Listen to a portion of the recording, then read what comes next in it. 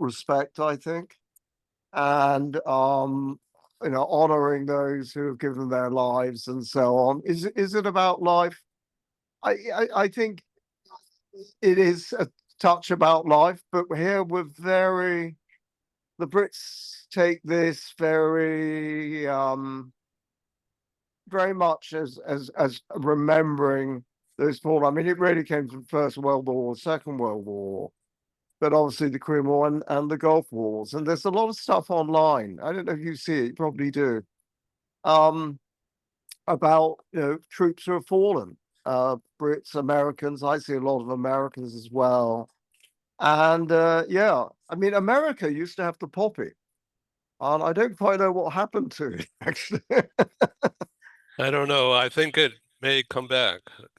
So th this is a sad day because of loss of life Yeah, and the politics of war, and yet just recently in Mexico and across Spanish areas, they celebrate the death of loved ones as a yeah. more meaningful remembering the spirit and the stuff of the Yes. relationships.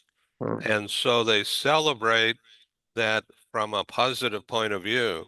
And I think that's a terrific idea I rather couldn't agree. than mourning. Celebrate the value of that life.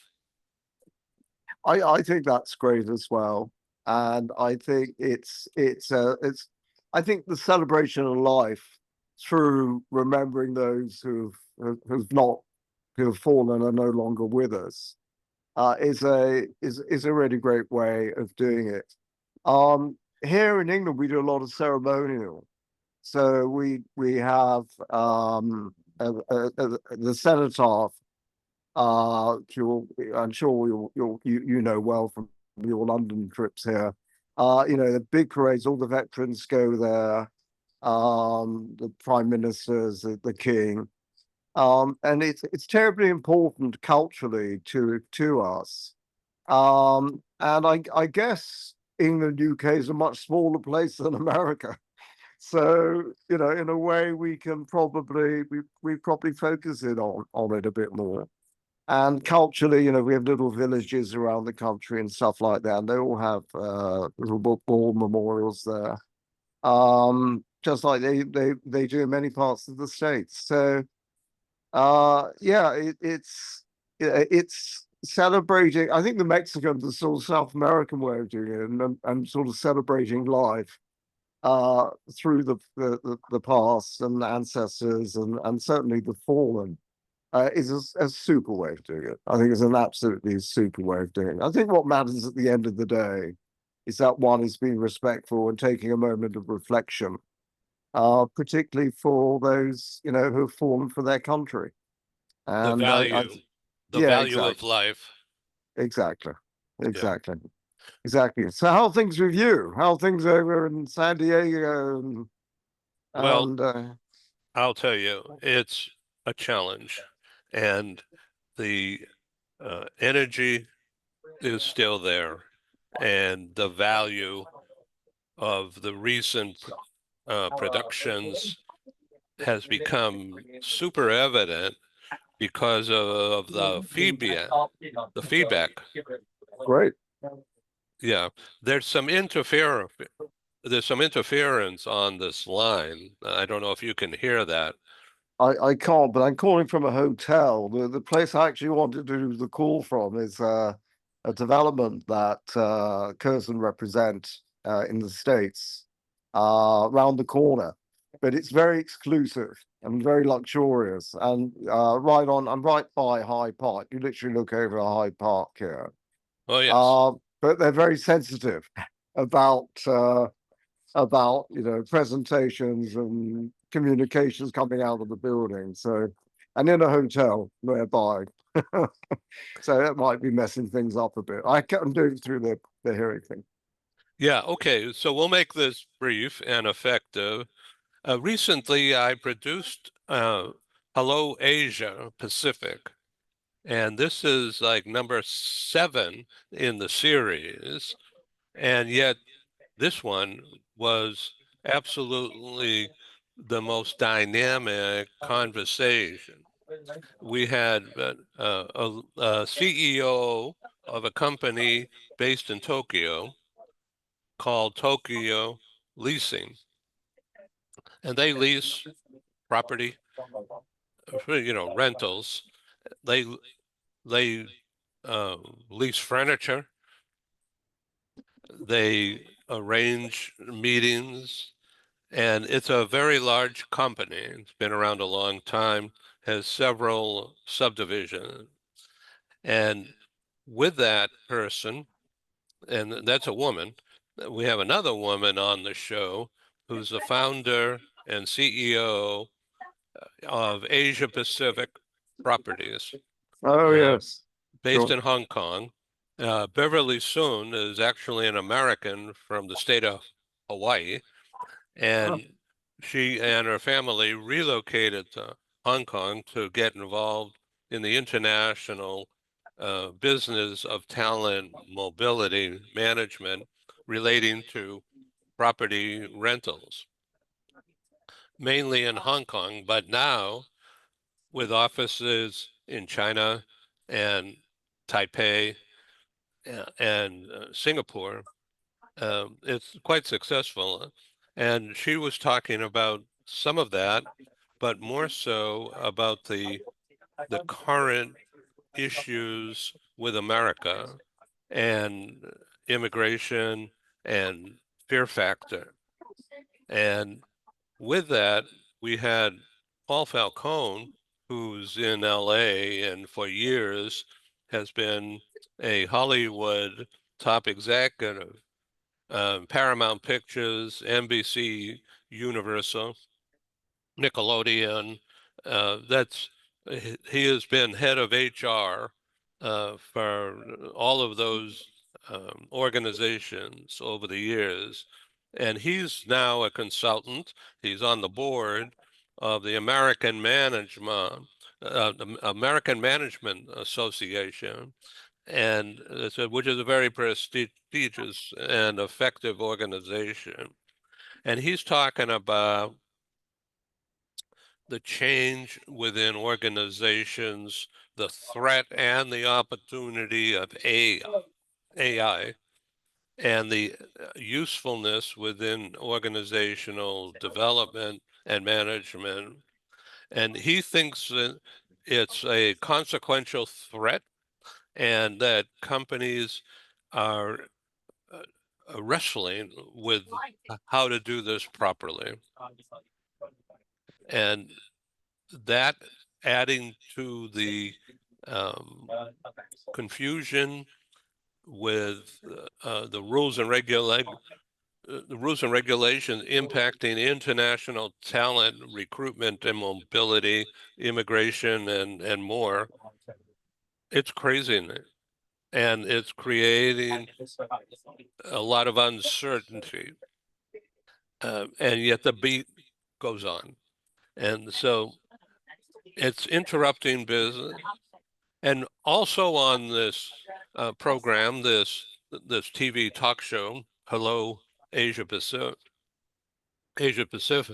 was a top executive, Michael Piker, who's an American who's been based in London many years, but is now in Tokyo and in charge of total rewards for everybody in the company called Shizeto, which is a top tier luxury manufacturer and retailer of cosmetics and fashion based in Tokyo.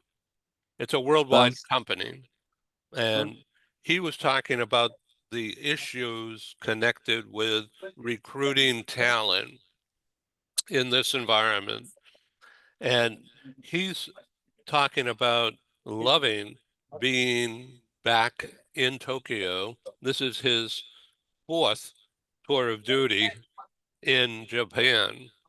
And he says it's very exciting, very exciting, and it's very exciting to be in Tokyo today because they have a new prime minister, a woman for the first Oh, time, yes, yes, yes. right?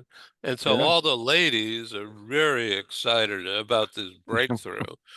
And it was a lively discussion. I'll send it to you. Well, please do. I would love to listen to it and hear it. I mean, it's amazing what's happened with the leadership and the new prime minister in Japan. I mean, of all the countries that one would have thought there was a really incredible glass ceiling on female progression. I think it's terrific. I think it's absolutely fascinating, and I think it's great news. Be interesting to see how it plays out. I mean, we did that with Margaret Thatcher, of course, going back a few Yes, years now, she was and great. it's a sort of Margaret Thatcher moment in a way. Um, Yeah, and Mexico City also. yeah, yes, indeed. I mean, I think all of this is good news because it's all based on ability. And that's what matters is ability and performance and so on. And I just think it's a really positive thing, and it gets over sexism and all that sort of stuff, and sort of cuts to the chase.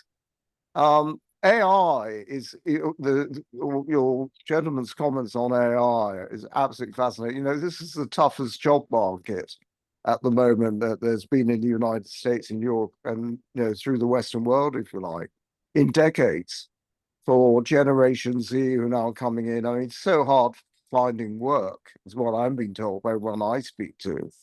Um, and AI has a lot to do with that because, AI, there aren't as many jobs around, the way AI works, and AI filters CVs and stuff. I mean, it's really tricky. Um, on a different but positive note, we built AI into our app over the summer, and we are getting phenomenal feedback on that. People absolutely love it. And our Relo advisors work with the AI and the client for much faster and much more efficient delivery of what we do, which is one of the things that we do, which is relocation. But the fact of the matter is, it actually reduces the workloads of the Relo advisors because AI can really be very helpful to the clients in so many ways. It doesn't answer all their questions, but it is very, very helpful. What it does with our Relo advisors is enables them to streamline and work much more efficiently. So it's a little bit of a double-edged sword. On the one hand, it's absolutely great. On the other hand, everyone wants to be working more, of course. That's Um, interesting. Which AI are you using? we're using Ocean AI. We're using GPT. I can't remember which version it is. But it really is excellent. We're not using it for opinions. We're just using it for facts, which we can then verify. And we use it for structural purposes, actually. I mean, that's where it's really very, very good.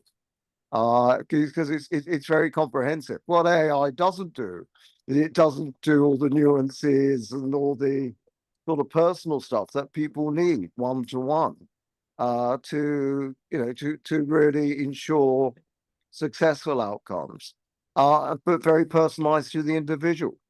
There are some people who definitely will say, "Fine, I've got AI, off I go. I don't need anything else," and that's fine. And there are other people who look at it and go, "Oh, golly, there's a lot to do there, but I can do the following three things, but I need help with the other five things." And then the third group of people look at it and go, "Oh boy, there's a hell of a lot to do here. I need some help straight away." So it's an interesting sort of filtration system. I mean, AI, just it's still such early days. But I can imagine that with recruitment, it makes life very tricky. I mean, can you trust it? And then you have sort of robot speaking to robot because because the applicants are using AI as well. So where does it stop? How do you get human about all this again? Well, I know you've got a busy schedule in London approaching happy hour. And so I'm going to begin to wrap this up and we can continue another time.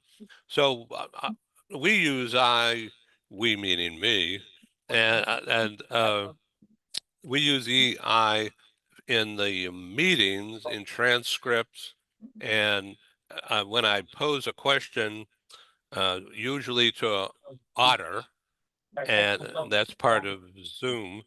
And also I'm using Gemini, which is part of Google.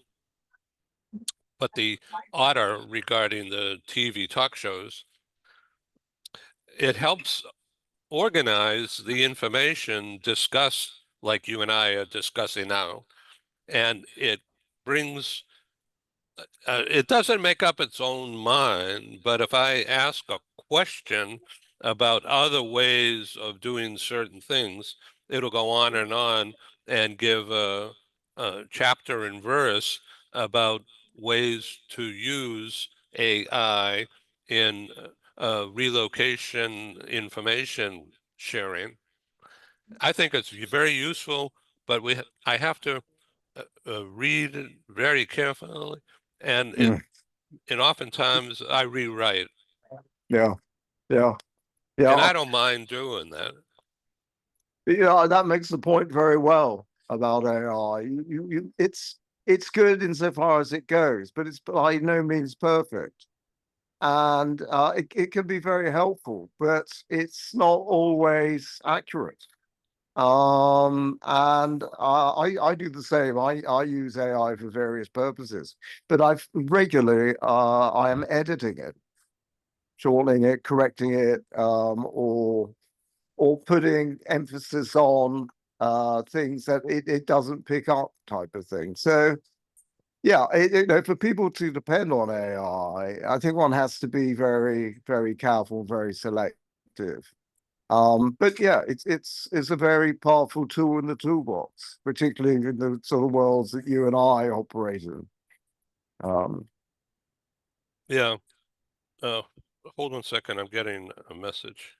oh, okay, Okay, got it. So okay, this being Veterans Day here, November 11, and I show the flag happily. fantastic. So during Vietnam, I was in the Army Reserves in the Medical Corps. I think I may have told you this previously. And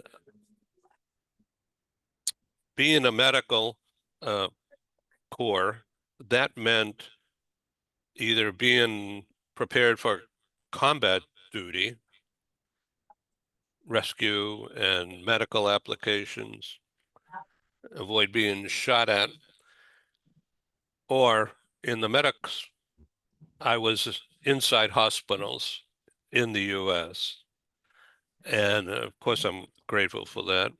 But the services I was involved with was an elite medical surgical unit, and it was headed by doctors trained at Harvard Medical School, and also surgeons, practicing surgeons at the Massachusetts General Hospital and the Boston Children's Hospital.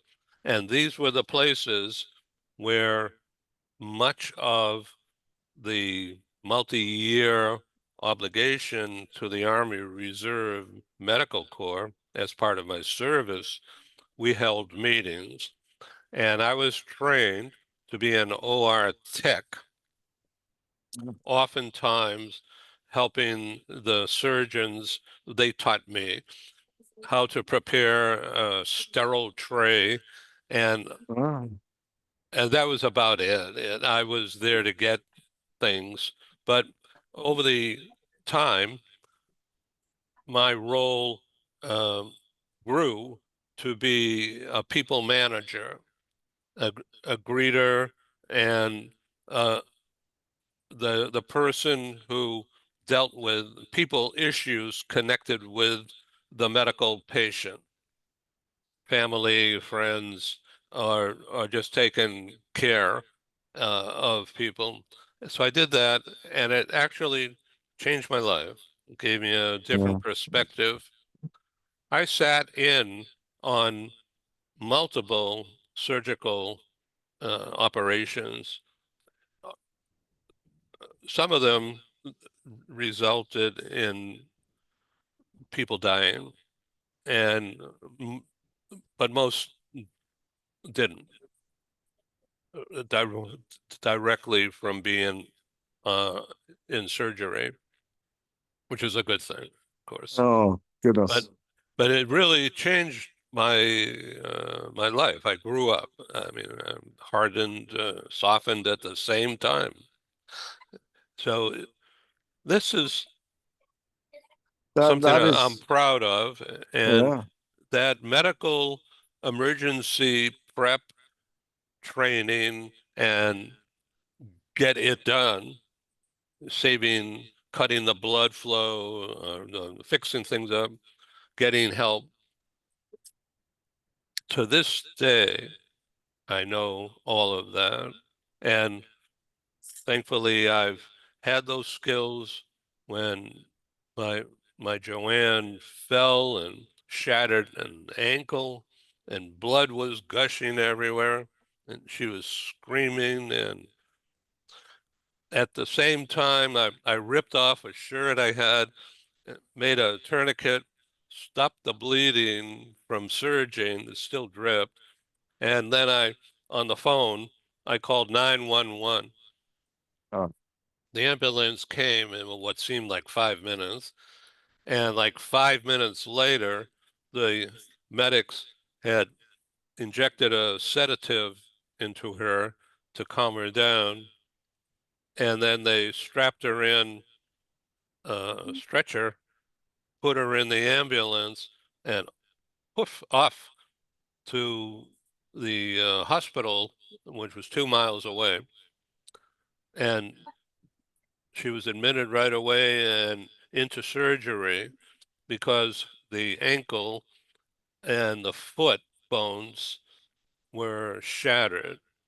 oh, And she had surgery overnight and then stayed in the hospital 30 days. During that time, she had 3 additional surgeries. boy. And the last one, get this now, resulted in preventing amputation of her foot because the surgeon, which was a woman, uh, Harvard trained, she figured out that she could put multiple metal sprint or whatever pieces, and she tied them, wired them together, holding Oh, the bones together, and then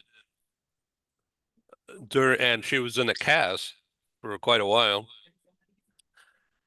That resulted in healing. So it was 6 months in a wheelchair, mm, followed by 2 or 3 months, I forget now, using a walker. And I was the caregiver. I was the caregiver. And it's an amazing experience. And I never would have been comfortable doing all of that without that military training. you know, you may well have saved her being the amputation due to that training and acting so immediately. That's incredible. I didn't know that. First time I didn't realize you had served. I think that's brilliant. I think, and I just applaud you for that. And I think serving one's country is one of the greatest honors actually one can do.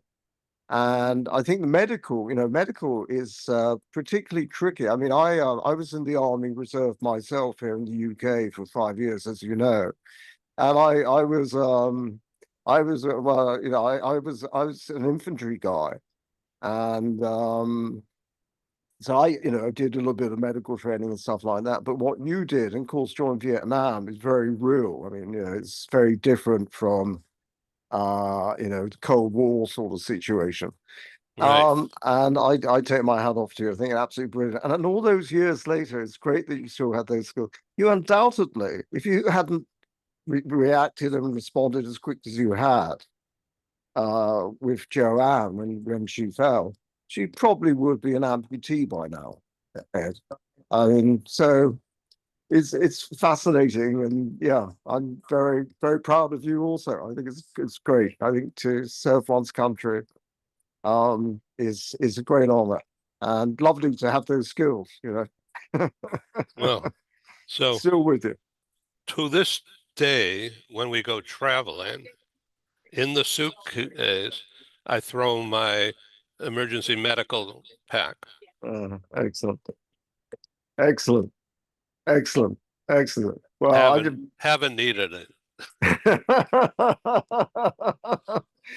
Well, the things but I mean, just working in the hospital medical. My oldest friend is a surgeon actually here, and I've never partaken in anything he's done. But it is just those skills are simply incredible, and it's also it requires a lot of intelligence, a lot of guts. Not everyone's up to doing something like that, and I think a lot of common sense actually. And it's unusual to get all a combination of that together. And when you do see it, I think you do see it in the world of medical, and military medicine is quite interesting in that regard as well. I'm sure we have a couple of beers over that one, Ed. Yeah, and I can't wait. But right now, I'm going to let you go to happy hour in London, and I'm going to have a breakfast here in Yeah. San Diego. I'm Have reading, well, just let me add one thing. I'm just reading, I couldn't sleep last night, so I started reading a book by Sebastian Faulks. And anyway, the reason I mentioned it is that the main characters in the Second World War, and it's sort of SOE type of person. But always start it in the morning, wherever possible, with a martini for breakfast. Uh, which wasn't always available, of course. But anyway, so maybe you can slip one of those in as well. That's a good one. All right. Be safe. Thanks, Ed. And you look after yourself. All the best. Cheers. Thank you. Cheers.